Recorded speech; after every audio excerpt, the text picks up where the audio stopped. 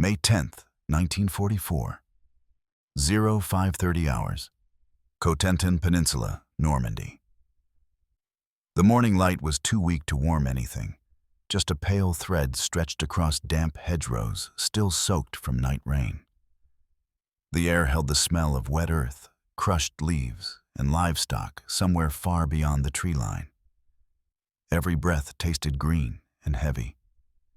Thick humidity clung to the uniforms of 2 American scouts inching forward on their stomachs, pushing slowly through dew-coated brush so dense they could not see more than 6 feet ahead. Their helmets moved before the rest of their bodies. Standard M1 steel pots, dark against bright leaves, bobbing up and down like slow floating fruit above a hedgerow centuries old. The hedgerow rose chest high, a wall of tangled roots and branches that farmers had built long before any soldier crawled through them. The plants were alive and thick enough to drown sound. Birds chirped unseen, insects buzzed like a constant electrical current. No one heard boots, no one heard rifles. Only breath slowed to a crawl. Private Lewis Callahan led, inching forward with his rifle tucked beneath him. Behind him came Private Eddie Marlowe, face streaked with mud, helmet already beaded with droplets. They had been moving less than 2 minutes, following orders to locate a suspected German machine gun nest somewhere just past the hedgerow, where the earth sloped gently toward a sunken road. A map said the position existed. No one could see it. That was the problem every day in Normandy. Callahan lifted his head a little, just a little, enough to look for a break in the hedge. His helmet pushed up above the top line of leaves by barely 2 inches. A single shot cracked. Just once. Not repeated, not frantic. One precise sound, like a carpenter driving a nail. Callahan's body went still before his helmet finished tilting sideways. His cheek fell into the dirt. His arm stopped moving. His boots never twitched. A bullet had entered exactly where the curve of the helmet met flesh. Not loud, not dramatic, just final. Marlowe froze behind him, eyes wide. He did not scream. Training held him still. His breath came fast. His hands tightened around nothing. He slid lower, pressed himself into the mud, thinking maybe the sniper would not see him. The hedgerow rustled. A bird fluttered. He waited 5 seconds, then 6, then 7. Sweat pooled behind his ears, slowly, very slowly. He shifted his head 1 inch to the right. Then another. Another shot cracked, as calm as the first. The round ripped through his chin strap, tearing it clean off as it punched into the base of his jaw. Marlowe did not slump. His whole body simply deflated, hands relaxed, torso sinking flat, as though the earth swallowed him. 2 helmets lay visible now, side by side, tilted in the brush, identical as targets on a range. Less than 30 seconds. 2 lives gone. No warning, no shouting, no chance. Lieutenant Thomas Harrigan lay 20 yards behind them, with the rest of the scout detachment, his binoculars low to the earth, not raised to his eyes. He had seen snipers work before. He had seen good men die quickly. But what held his attention were the helmets. How they rose above the hedges like ripe apples bobbing above vines, waiting to be plucked. He watched the steel pots glint faintly under soft morning light. Too round, too smooth, too unnatural in a wall of crooked branches and jagged leaves. No farmer looked like that in a field. No laborer stuck his head up that high to cut grass or harvest anything. Harrigan knew that without thinking. He had known it his whole life without knowing why it mattered until this moment. The helmet shape drew attention the way a scarecrow drew crows. Only this time, someone waited with a rifle instead of seed. Behind him, Sergeant Roy Buckley whispered through clenched teeth, "We can't move forward anymore, sir. They're waiting for heads. They don't need to see bodies." Harrigan didn't answer immediately. He had been counting seconds since the first shot. He did not need to write anything down. Scouts like Callahan and Marlowe did not last long behind hedgerows. 6 minutes was optimistic. Most lasted less. The snipers were patient, disciplined, uninterested in anything except silhouettes that rose above the growth line. He finally spoke, voice barely above breath. "No helmets forward. Not anymore." Buckley frowned. "Sir, that's regulation. No one goes without one." "They died wearing regulation," Harrigan replied, still staring at the tilted steel shapes lying conspicuous among the leaves. A burst of static crackled across the battalion radio. A voice full of exhaustion bled through. "We don't need courage. We need ghosts." No one answered the transmission. There was nothing to answer with. Infantry squads waited behind the hedgerows, with rifles ready, unable to advance without scout reports. Artillery waited for coordinates no one could safely gather. Command demanded progress, but the hedgerow terrain demanded patience that discipline alone could not solve. Harrigan shifted his weight, eyes lingering on the helmets one last time. The morning air pressed warm against his cheek as the sun finally cleared a stretch of cloud. Every detail around him seemed sharper. The curve of branches, the uneven heights of leaves, the strange smoothness of the steel pots that betrayed every scout the moment it rose into view. The dead looked like soldiers. Too much like soldiers. Harrigan reached up slowly, touched the brim of his own helmet, fingertips tracing the curve. The steel felt heavy, obvious. Wrong in this field, meant for those who tended soil rather than war. He whispered to himself, too quietly for anyone else to hear. "We look like targets." And the hedgerows seemed to agree. The hedgerows were not military terrain. They were farmland barriers, older than newspapers, older than rifles, older than any government sending men across oceans. French farmers had built them over centuries, layer upon layer of roots, soil, and stone, woven together with thick brush until they formed walls 6 feet tall and 3 feet thick. A hedgerow was not simply vegetation. It was architecture. It was a fortress with leaves. American maps did not show that. Training manuals did not mention that. Infantry wading into Normandy for the first time moved as though the fields were open. They were not. They were a labyrinth of green tunnels and blind corners. A place where the eye could not see farther than 6 feet, and a rifle barrel became useless at distance. Lieutenant Harrigan crouched with his platoon that afternoon while the sun climbed into a muggy haze. The fields steamed. The hedgerows buzzed with insects loud enough to drown out distant artillery.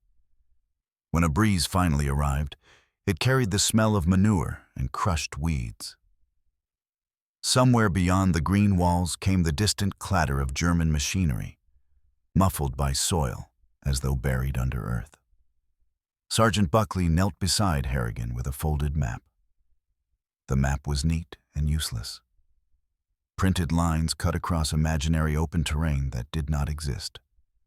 The hedgerows cut everything differently. They split roads. They twisted paths. They bent visibility. A man could stand 10 feet away and be invisible if he crouched low enough. But the helmets, always the helmets, rose above the line of leaves, clean circles on a dirty horizon. Buckley spoke first. "You know they're not guessing, sir. They wait for silhouette. That's all they need." Harrigan did not respond. He traced a pencil across the map, drawing thicker lines where hedgerows intersected the route they were ordered to scout. Each hedgerow formed a choke point, and each choke point became a sniper's lure. Snipers did not hunt bodies. They hunted shapes. They hunted predictable height. They hunted the round steel curve of issued protection. By late afternoon, the battalion had numbers. They were not abstract. They were dead men with names erased by paperwork. In 9 days of operations since landing on the peninsula, the 22nd Infantry had lost 37 scouts. The average survival time for a forward reconnaissance soldier was 6 minutes. A freshly assigned private could spend more time signing his name on a roster than breathing inside a hedgerow. The pattern did not vary. Scouts moved forward with helmets just above leaf height. A sniper waited. A single shot cracked. One life disappeared. Always one shot. Never wasteful, never hurried. The German riflemen in the Cotentin Peninsula were not cowards. They were patient. They treated reconnaissance like harvesting. Wait for the crop, then cut it clean. Captain Norris, the battalion operations officer, arrived just before dusk. His voice carried the clipped exhaustion of a man who had signed too many condolence papers. He stood at the hedgerow gap where the 2 helmets still lay deteriorating under afternoon flies. He looked at them for a while, then looked at the lieutenant. "We need more aggressive scouting, Harrigan. You're Kansas farm smart. Figure it out." Harrigan stared at him, expression blank. "Aggression gets men killed here. They can't see the enemy. Then make the enemy worried. Force mistakes." Harrigan raised an eyebrow. "Force? They already have what they want." Captain Norris motioned toward the helmets. "They don't have us moving. We can't stay pinned forever." Pinned. That was the truth of it. Infantry waited behind hedgerows, unable to advance without intel. Tanks waited in sunken roads, unable to cross walls without direction. Artillery waited for coordinates it could not see. The battlefield stalled, not from fear, but from blindness. The hedgerows turned warfare into farming again. But now the Germans controlled the harvest. Norris lowered his voice. "Command wants progress. They don't care how. They want scouts to push." Harrigan folded the map. "Push to what? Visibility is suicide. They know exactly where we'll look. And we need to know where they are." The absurdity hung between them. A hedgerow allowed neither side to see more than a few feet, yet snipers saw everything that mattered. The enemy did not need full sight. They needed one predictable mistake: the height of a soldier's head.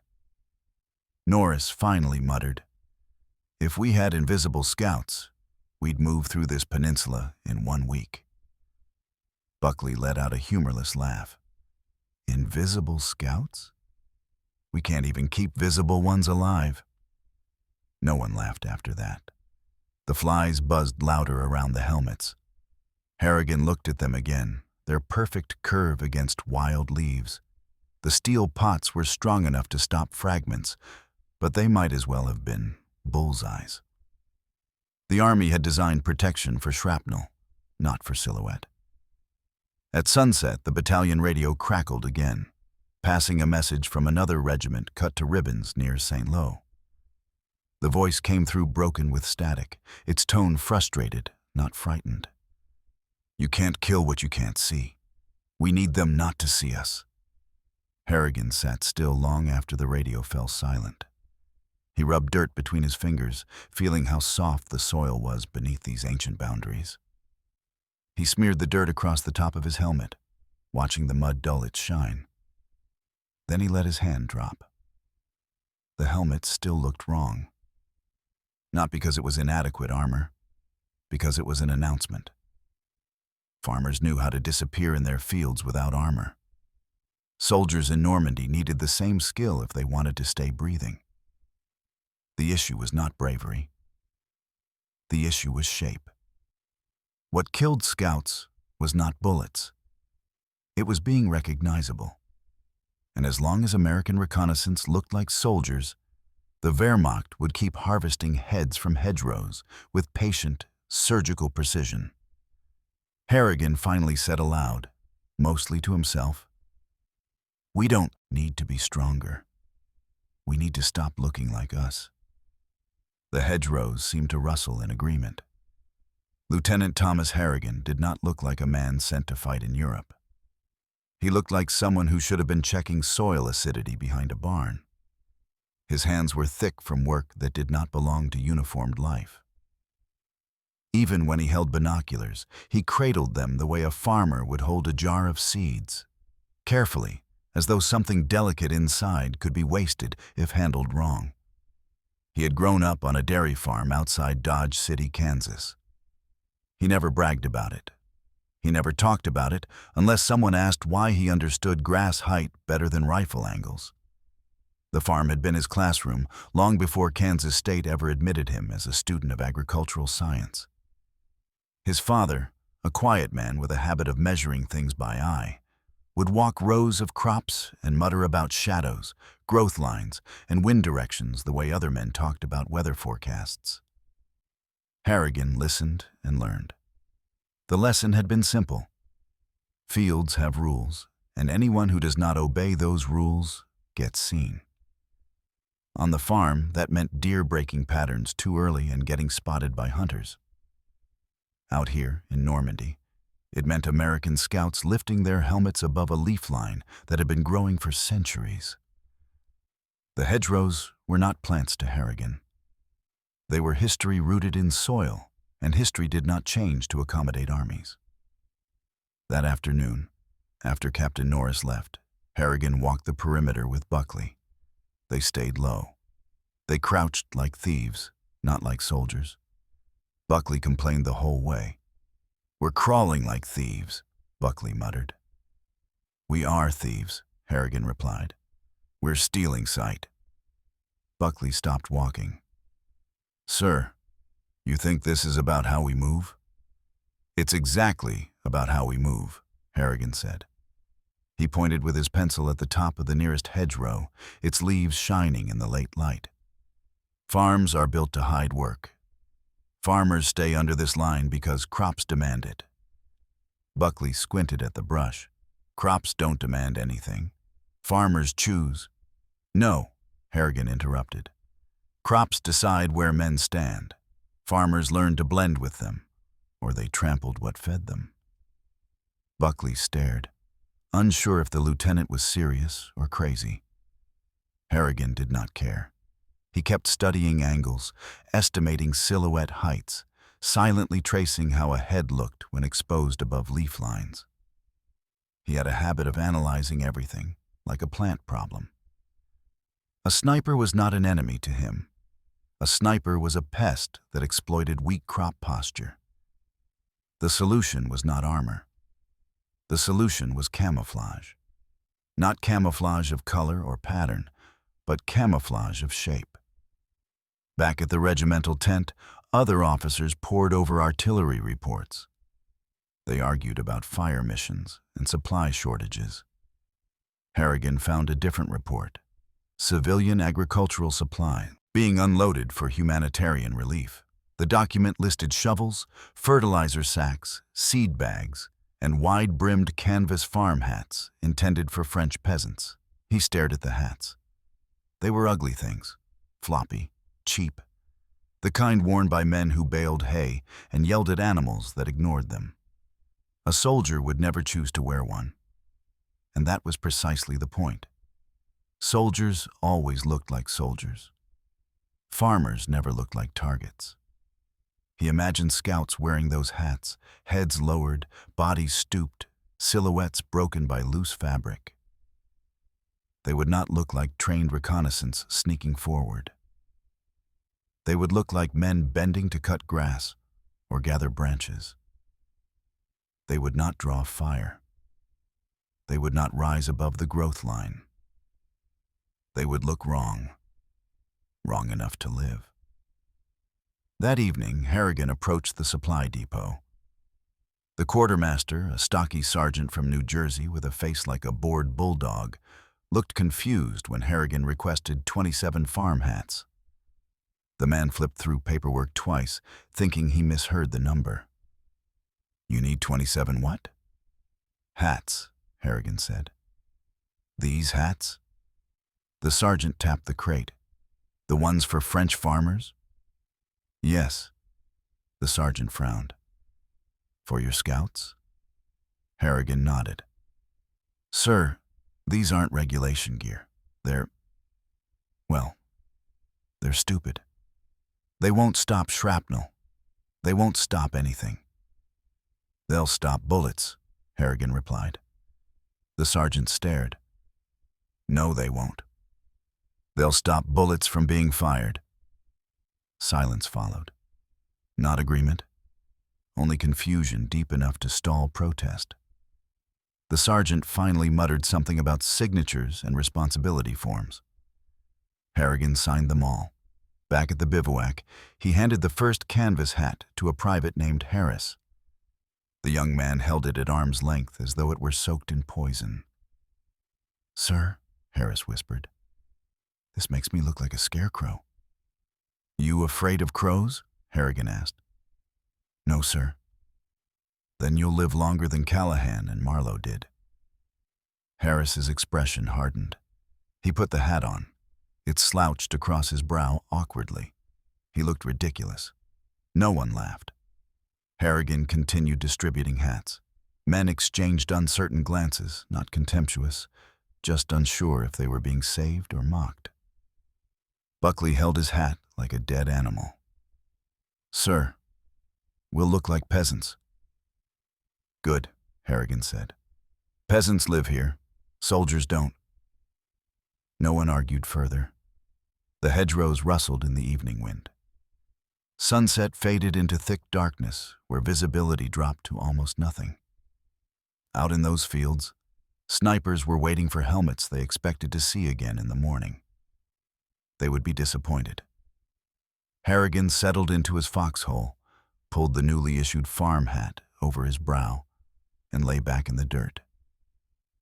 The fabric smelled of canvas and dust, not iron and sweat like the helmet. He closed his eyes and listened to insects hum. He had no epiphany, no triumph, no excitement, only certainty. Fields reward the shapes that belong in them. And tomorrow, he would make his scouts look like they belonged. Dawn came slow on May 11th, 1944. A thin fog clung low across the fields, not strong enough to hide men, but thick enough to blur their outlines. The hedgerows dripped with dew that soaked uniforms before the first step forward. Reconnaissance patrols usually moved at this hour. Today, they waited while Lieutenant Harrigan stood in front of 27 scouts, each wearing a floppy canvas farm hat. The hats looked worse in daylight. The fabric slumped. The brims curled unevenly. Some were too large, hanging like wet laundry around men's faces. Others sat crooked atop heads, refusing to shape at all. Sergeant Buckley muttered under his breath, "We look like someone raided a barnyard." Harrigan didn't respond. He checked each scout, tugging hats down to break the head silhouette, ordering men to hunch slightly when they walked. "Farmers don't stand straight in fields," he said. "Crops don't like proud men." Private Harris whispered to another scout, "Sir's gone agricultural crazy." Harrigan heard him. He answered without looking back. "Crazy gets seen. Farmers survive." No helmets forward, no steel shapes above leaves. The helmets were strapped to belts like pots, their weight dragging on hips instead of heads. Close-range fighting would require them, but the scouts' first job was not to fight. It was to reach information alive. If they fought, they had already failed. The patrol began. Harrigan signaled with 2 fingers. 27 men spread out in pairs and trios, moving low, bodies bent like men pulling weeds. They slouched deliberately. They paused often. They never stood tall. Not one brim rose above the hedgerow line. The transformation was awkward at first. Within 30 yards, it became natural. When they crawled, the hats flattened into the dirt seamlessly. When they stopped, the fabric bent into leaves instead of reflecting light. When a breeze passed, the loose brims fluttered like foliage, not metal. Harrigan moved last, watching shapes instead of men. He saw sloping silhouettes that did not betray species. Human or farmer, soldier or laborer. Only the weapons broke the illusion. But rifles stayed low, hugged tight to soil. At 60 yards forward, Buckley gave a hand signal. Stop. A hedgerow ahead seemed taller, its branches trimmed deliberately. No farmer pruned hedges in wartime. Germans did, to clear fields of fire. Harrigan scanned the upper brush. Somewhere inside, a sniper would be waiting for a helmet to rise, for the smooth curve of issued American steel. But no steel rose. Harrigan motioned Harris forward. The private slid along the base of the hedgerow like a man searching for dropped tools. He kept his head below leaves. He tilted it sideways, never lifting above the line. He reached the suspicious gap and froze. Seconds passed. No shot came. Harris lifted a thin branch with 2 fingers, like a farmer checking for blight. Behind it, barely visible, lay a depression in the earth, a sniper's hideout, dug shallow into soil. A rifle barrel lay still. The sniper was there, breathing, watching, waiting for a predictable silhouette that never arrived. Harris held up 2 fingers. Target confirmed. Buckley looked to Harrigan. We could take him out? No, Harrigan whispered. We don't shoot yet. One shot tells them we're different. Let them think we don't exist. A sniper spared was a valuable illusion. The patrol continued. No steel rose. No shots came. They slipped past the hideout like shadows in daylight. At 90 yards, 2 scouts discovered German wire leading to buried charges on a sunken road. They traced it carefully, marking coordinates. At 130 yards, they spotted movement around a machine gun nest, positioned to fire across a field that appeared empty and safe. None of these enemy positions had been detected before. The battalion's artillery had been firing blind, and would have remained blind if not for the scouts that day. By 0650 hours, Harrigan's patrol had mapped 5 firing nests, 2 artillery markers, and a trench network that cut through the far side of the hedgerow system. Not a single shot had been fired. Harrigan gave the signal to withdraw. It felt impossible to leave unnoticed, but they did. The sniper never cracked a round. The Germans never stirred from camouflage. They never expected shapes that did not look like soldiers. They expected helmets. They expected round steel targets. Back at the bivouac, Captain Norris waited with his clipboard ready, expecting casualty reports. Instead, Harrigan handed him coordinates, precise ones, written clearly, no hesitations, no guesses. What's this? Norris asked. Targets, Harrigan replied. Norris scanned the list. His eyes widened. How many losses? None. None? Norris repeated, suspicious. Harrigan gestured toward the scouts. 0. The captain stared at the farm hats. These hats did that? No, Harrigan said. Looking wrong did that. Norris frowned, but he asked no further questions. Artillery shells thundered 20 minutes later, landing exactly where Harrigan's scouts had observed enemy positions. One blast triggered the buried German charges, blowing open the road, but with no American troops on it. The hedge network shook. German voices shouted, surprised, scrambling. Harrigan listened. He heard panic in the distance. Not because American scouts were feared, but because for the first time, Germans couldn't find them. Buckley looked at Harrigan. Sir, they don't know where we came from. Harrigan nodded. and we're going back again tomorrow. He reached for his hat brim, straightened it just slightly, not out of vanity, but out of preparation. The fields had accepted their disguise. Now they would do what farmers always did. Return to work. Spread through the regiment, Harrigan's patrol brought back more intel in 1 hour than 3 companies had gathered in a week. That kind of result did not stay quiet. Battalion Command wanted another run.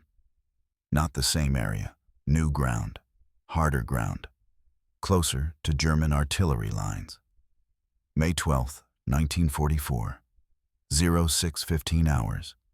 Overcast sky, thin wind, dew-damped soil. Harrigan's scouts returned to the hedgerows with the same slouching posture, heads lowered beneath canvas brims that flopped like wilted leaves. The hats looked even more ridiculous now that they were stained with sweat and mud. Brim edges were frayed, colors had darkened. One private had cut strips into his hat so branches could be woven into it. Another rubbed cow dung on his to dull the smell of canvas. No one laughed anymore. Today the patrol had to move 200 yards deeper than before. The hedgerows were quieter. Too quiet. The German snipers had not fired a single shot since the artillery barrage the previous day. Harrigan did not believe they had abandoned their nests. He believed they were waiting harder, watching more carefully, expecting helmets to appear again. But no helmets appeared. The scouts crawled, crouched, mimicked labor. When they passed an opening in the hedgerow, they never crossed it upright. They crawled on elbows like men clearing weeds or dragging sacks. Nothing about them moved like soldiers trained to fight. Everything about them moved like workers shaped by seasons. At 60 yards, Buckley froze. A faint glint lay ahead. Glass, not metal. A periscope barely peeking through the hedge. A German observer's tool waiting to catch the shape of an American head. Harrigan motioned for his men to stay flat. No one moved. No one lifted their chin. The farm hats sagged in the dirt like flattened mushrooms. A breeze passed overhead, but the brims did not betray silhouette. The periscope withdrew. It had seen nothing to shoot. At 80 yards, Harris signaled again. The squad edged around a fallen branch pile. Hidden beneath the pile was a field telephone wire, stretching under the soil. The Germans were communicating silently between nests. Harrigan traced the line to its direction. He marked coordinates. The patrol moved on. At 110 yards, a machine gun position came into view, barely visible between interlocking roots. The barrel aimed not outward toward the field, but inward toward the hedgerow choke point. It was designed to catch infantry funneling through gaps. Harrigan counted the ammo boxes stacked below it. Too many. The nest was active, not abandoned. Buckley whispered, "We're close enough to smell their breakfast." Harrigan smelled something else. Pipe smoke. Not American tobacco. Sweeter, darker. German, mixed with morning bread. A sentry had recently eaten here. He signaled the scouts to withdraw. Slow, backward. No sudden movement. Farmers did not sprint away from work. They left as though heading to another chore. The scouts slumped, shuffled, crawled in staggered directions. Not uniform retreat, random exit. A field worker leaving to fetch tools, perhaps. A man gathering branches, another adjusting slats on a fence. Not a squad, not a formation, just shapes. And once again, no bullets came. When the patrol reached friendly lines, they did not celebrate. They simply reported. Harrigan delivered coordinates again, sharper this time. Targets were closer, more defensible, more lethal. The artillery officer asked, "You sure? These are tight emplacements. If you're wrong, we waste shells." "I'm not guessing," Harrigan replied. He had seen the boots. He had smelled the pipe smoke. He had counted the ammo like a farmer counts bales of hay. At 0830 hours, the guns roared again. Shells struck exactly where the machine gun positions had been sighted. One shot landed squarely on the field telephone bunker. The explosion sent dirt and broken roots into the sky, along with splinters of wire. German communication lines went silent. Not dead soldiers, dead coordination. That mattered more. But artillery never lands without retaliation. At 0915 hours, German mortars answered. Shells rained in unpredictable arcs, smashing hedgerows, detonating gas tanks on destroyed tractors, sending branches and soil crashing over American positions. Infantry braced behind earth walls. Scouts ducked low, clutching their hats instinctively, even though the helmets were at their belts. A shell landed close, too close. The concussion lifted dirt in a wave, throwing 2 scouts backward. Harrigan dragged them behind a root mound, grit plastering against his face. The hats offered no protection from shrapnel, but the hedgerow did. Soil saved them. Buckley shouted, "We're pinned. Can't move until they finish." "No," Harrigan said. "We move now." Buckley stared. Into fire? Farmers don't wait for shelling to stop. They keep working. It was absurd. But absurdity had kept them alive so far. During the next blast gap, Harrigan led the retreat, not at a run, but in a crouched stagger. The scouts followed, dragging limbs, feigning confusion, bending low as workers might struggle under sudden rain. The smoke and fog blurred them further. They reached safer ground before the next mortar landed. When the bombardment ended, one casualty report came in from the battalion. No scouts, no forward observers, a single ammunition carrier killed by shrapnel near the battery line. Captain Norris found Harrigan again. His voice was steadier now. "You mapped everything, no losses, for 2 days straight." Harrigan corrected him. "For 2 mornings." Norris looked at the hats. Their ugliness was undeniable. Their effectiveness was more undeniable. "They'll laugh at us, you know. Other regiments. They'll stop laughing when they see results," Harrigan said. Norris nodded slowly. "We need more hats." Harrigan didn't smile. He only answered, "We need to stop being soldiers long enough to survive." Buckley overheard and muttered, "The Germans don't know what to shoot at anymore." "That's the idea," Harrigan replied. He looked toward the hedgerows again. German firepower had not changed. American weapons had not changed. The terrain had not changed. Only the shape of a scout's head had changed. And that was enough to make the Wehrmacht miss. By the afternoon of May 12, 1944, the stupid hats were no longer a joke inside the 22nd Infantry Regiment. They were a rumor. Rumors traveled through armies faster than trucks, faster than officers, faster than orders. By the time Harrigan's scouts scraped mud from their boots, 3 platoon leaders were already whispering about the hats that made snipers blind. The first imitation happened without permission. Private Lester Green, a replacement from Ohio who had never seen a cornfield in his life but claimed he knew crops, snuck into the supply route area with a kitchen knife and cut the brim off a spare canvas duffel bag. He folded it, stitched it with boot thread, shaped it over his helmet like a ragged, drooping sunshade. When his squad saw him, they laughed for a full minute. By the next morning, he wasn't laughing, because he wasn't dead.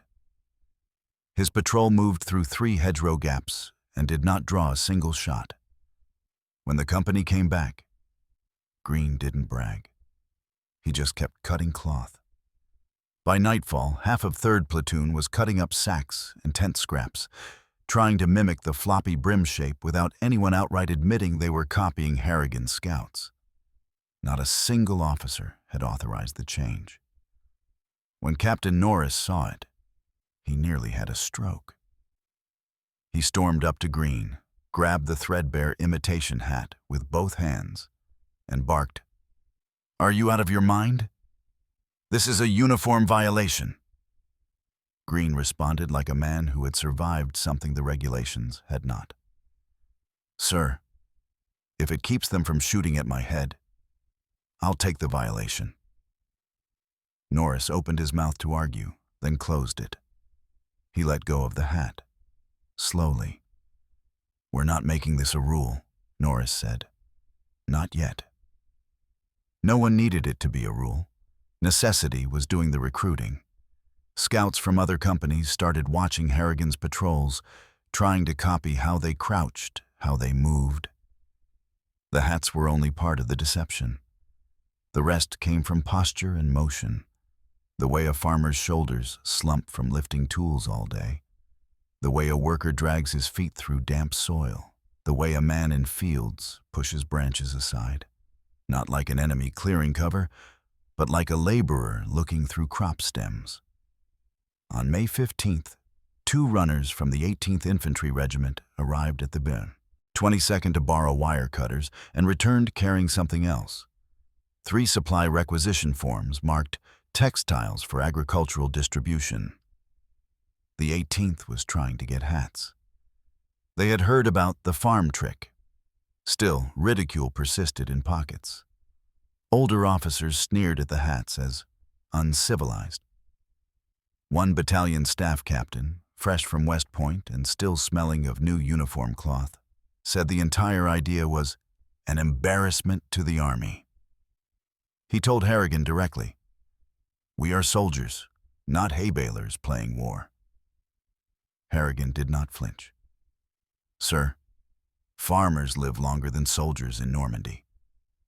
The captain scoffed, walked off, and 2 days later, his patrol lost 4 men to sniper fire within 17 minutes. The laughter stopped completely. By the 3rd week of May, the 22nd Regiment scouts were no longer alone. The 8th Regiment began cutting old canvas, stitching improvised brims to helmets. They looked clumsy, stiff, not floppy, but the silhouette effect worked enough to break the apple-on-a-stick profile of the helmet curve. When the 22nd moved past the village of Auville-sur-le-Vey, they saw a squad from the 8th crawling low, wearing their jury-rigged brims. One scout whispered, "They look like scarecrows who got lost on the way to work." Buckley nodded. "Scarecrows don't get shot at, do they?" Word reached Colonel Charles Lanham, the 22nd's commander. Lanham had a poet's soul and a warrior's cynicism. He understood unorthodox survival. When he saw Harrigan's men preparing to move out again, he asked only one question. "You telling me all it takes to beat the German marksmanship is to ruin a perfectly good hat?" Harrigan replied, "Not ruin it, sir. Farm it." Lanham stared for a moment, then gave a slow nod. "Then farm the hell out of this peninsula." Lanham didn't put the hats into formal orders, not yet. He simply allowed them. That was enough. Nothing moved faster in war than unofficial permission. German units in the Cotentin Peninsula were not fools. They watched. They logged reports. They drafted short notes describing American reconnaissance sporadic and inconsistent. The enemy was no longer predictable. Infantry movements used to be traceable as helmets appeared and disappeared like a timed pulse. Now, there was no pulse at all. In an intercepted radio message from a German forward observer near Saint-Sauveur-le-Vicomte, a curious complaint was made. Americans are harder to locate. They do not appear as soldiers. Their heads do not show. The German officer assumed the Americans were simply crawling more. He did not imagine they were disguising themselves as laborers. He did not imagine they were lowering their outline with something as humble as canvas meant for civilian relief. There was no reason to imagine it. After all, what army would put its men in farmers' hats? On May 20th, 1944, the 22nd captured a crossroads without losing a single scout. Infantry brigades were stunned. The division chaplain wrote in his journal, "By grace or by agriculture, our scouts are suddenly invisible." The hats continued to spread, not by order, but by survival. A private summed it up best while stirring coffee the next morning. "Turns out the stupidest hat in Europe is the smartest thing we own." Across the hedgerows, the Wehrmacht kept watching for helmets and started missing the men wearing hats. Understood. Enemy remains anonymous, procedural, tactical. No named German adversary. I will now write May 21st, 1944, 0550 hours. The hedgerows glistened with dew heavy enough to cling to clothes like sweat, turning every movement into a damp struggle against leaves and mud. Harrigan's scouts moved low again, hats bending under branches, canvas edges frayed like torn crop sacks. The morning fog sank toward the dirt instead of lifting, blurring lines of sight even further.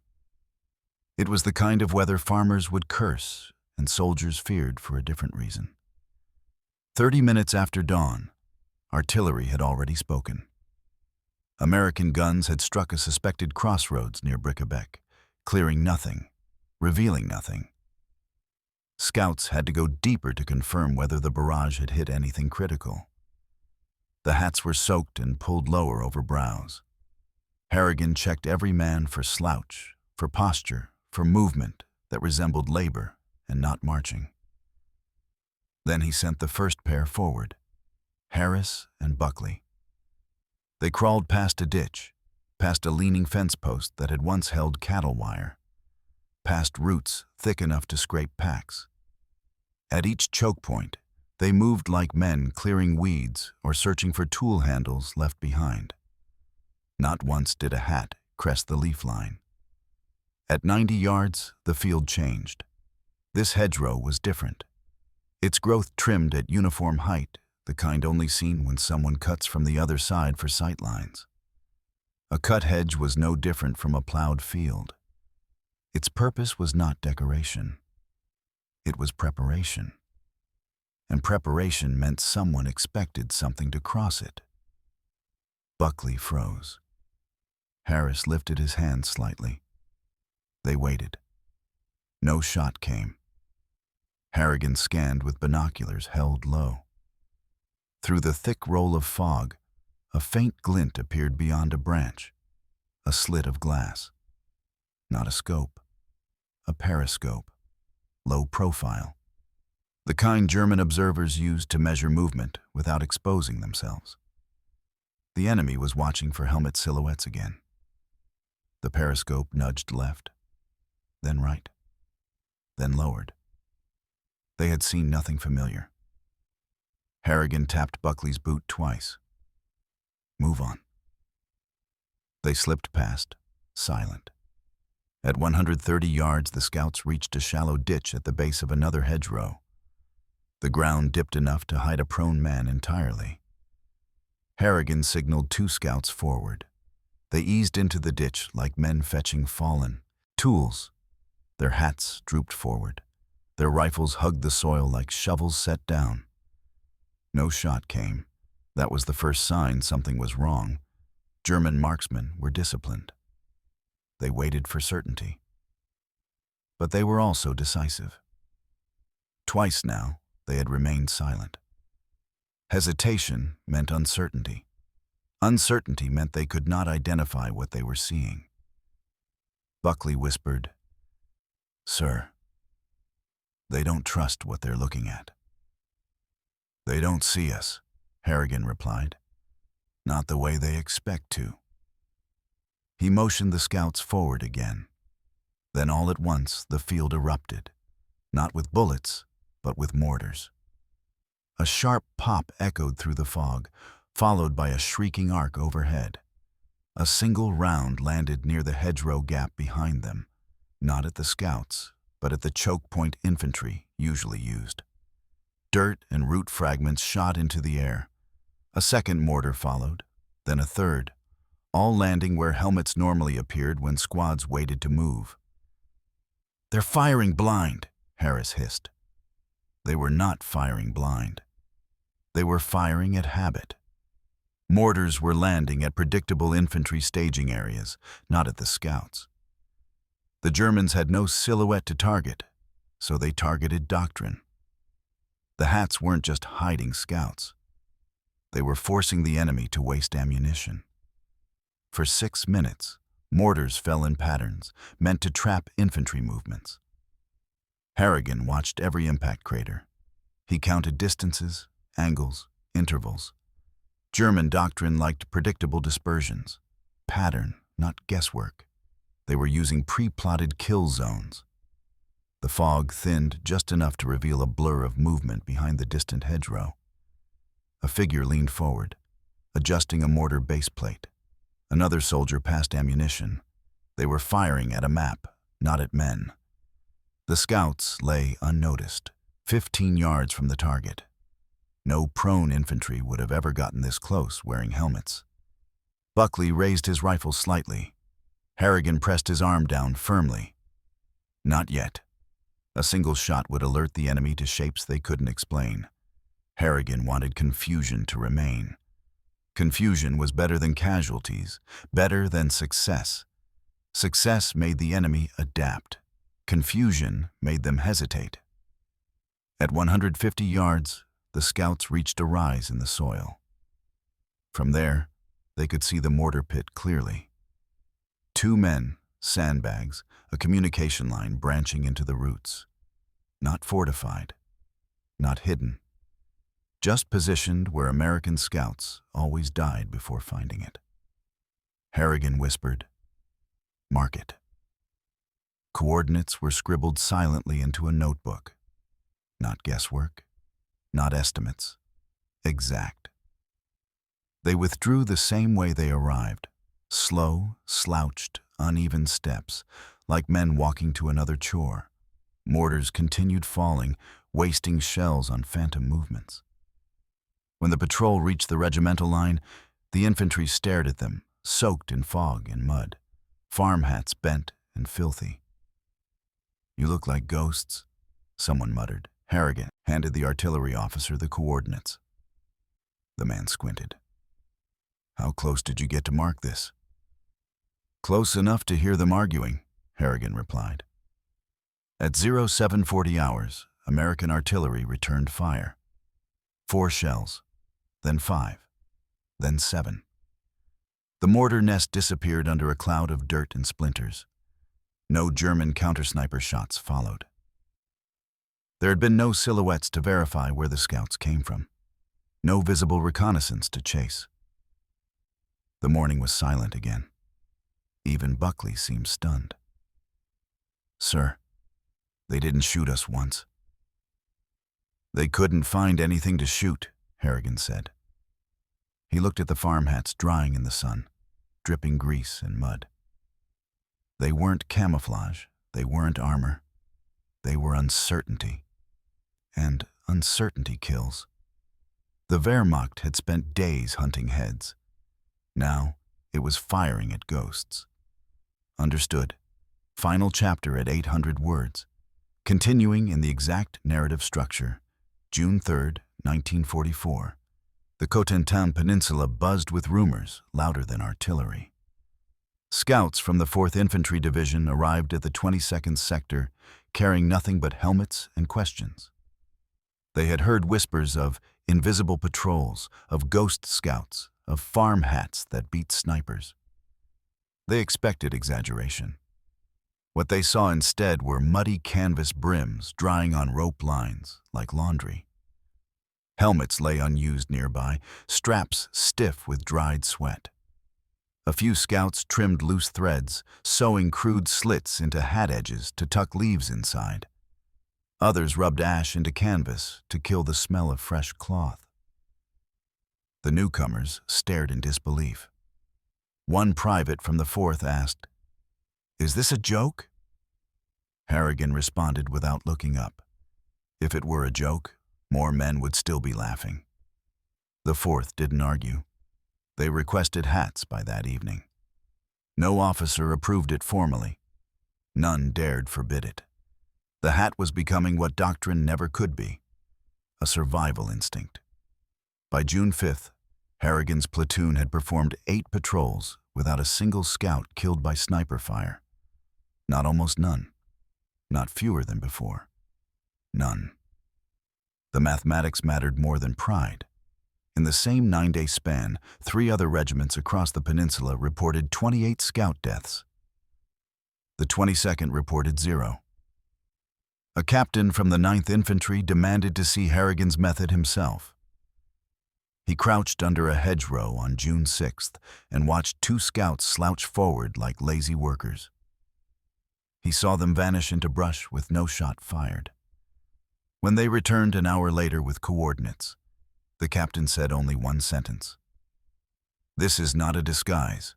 It is a posture." Harrigan nodded.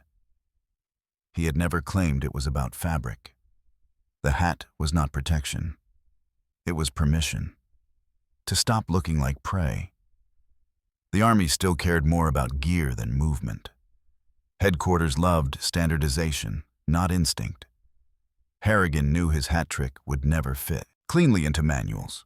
Manuals were written for open fields and straight lines, not for ancient European hedges built by generations of farmers who never expected rifles to crouch beneath them. But the numbers were undeniable. Scouts wearing helmets died within minutes. Scouts wearing farm hats survived hours. In a theater where patrols usually meant sacrifice, survival became its own tactic. The Germans adapted too slowly. They continued firing at familiar silhouettes, expecting helmets to rise above leaves. When shots did come, they were wild. Reaction without certainty. Riflemen snapped at shadows instead of shapes. Machine gunners fired bursts through branches hoping to hit what they could not see. And each wasted round gave away a position Harrigan's scouts marked without ever lifting a brim. On June 9th, Command finally asked Harrigan for a written report. He wrote only one page. Protection is not concealment. Soldiers must resemble the landscape, not invade it. Armor saves lives from fragments. Shape saves lives from attention. The hedgerows are older than warfare. We must obey their rules. He signed the report with no request for recognition. He asked only for more hats. No decoration followed. Harrigan did not care. Privates cared. Because privates stopped dying. In late June, a small shipment arrived mislabeled as agricultural aid. Inside were 261 canvas farm hats. Some were too small, some too stiff. Every scout fought over them like rations. A sergeant in 2nd Battalion joked, "If supply ever messes up and gives us helmets again, we're done for." By early July, the 22nd Infantry had gained 50% more ground than neighboring regiments. Not because they fought harder, because they found more. A single artillery barrage placed accurately was worth more than a dozen firefights. The scouts made firepower precise. The hats made scouts invisible. The war did not become easier. It simply became survivable. One afternoon, Sergeant Buckley sat cleaning his rifle. He tapped the brim of his hat and said quietly, "Doesn't feel stupid anymore, does it?" Harrigan answered, "It never was." He never said the hat saved lives. He never claimed invention. He simply understood what farm work had always taught him. Fields have rules. Those who ignore them get seen. Those who obey them get to come home. The historians would later write about tanks, strategies, generals, invasions. They would write about how the hedgerows slowed armies and drowned plans in soil. They would not write about hats bought for 53 cents in Vermont hardware stores. But the scouts remembered. Years after the war, veterans gathered for reunions. Helmets rusted in attics, medals dulled in drawers. But sometimes, someone brought a floppy brim of canvas, mud stains still embedded in the fabric, stitching still crooked, a farmer's hat that had outsmarted a European army trained to hunt soldiers. Men would hold it, smile faintly, and say, "This kept me alive more than a helmet ever did." Not because it stopped bullets, because it stopped strangers from looking like targets.